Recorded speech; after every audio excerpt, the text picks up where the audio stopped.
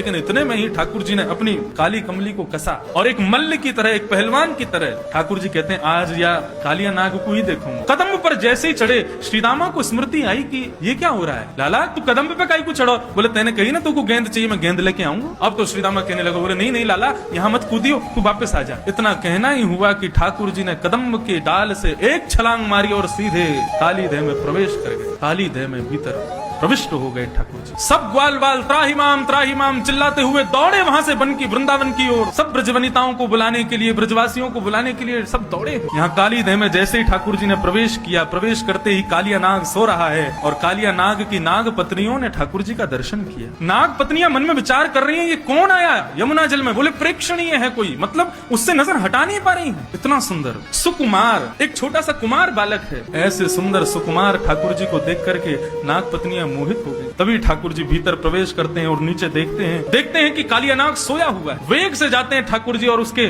सोए हुए फण के ऊपर अपना पादप प्रहार करते हैं और उस प्रहार से कालिया नाग विशाल रूप धारण करके ठाकुर जी के सामने खड़ा हो जाता है। विशाल विकराल कालिया नाग ठाकुर जी के सामने खड़ा हो गया। जैसे ही ठाकुर जी को देखा, कुछ सोचता तो बाद में सबसे पहले फण मारा। जैसे ही फण मारने के लिए आगे बढ़ा, ठाकुर जी 2 कदम पीछे को हट गए। जैसे ही पीछे हटे तो फण जाकर के ठाकुर जी के चरण के अंगुष्ठ के अग्रभाग में लगा। पीछे हट गए ठाकुर जी।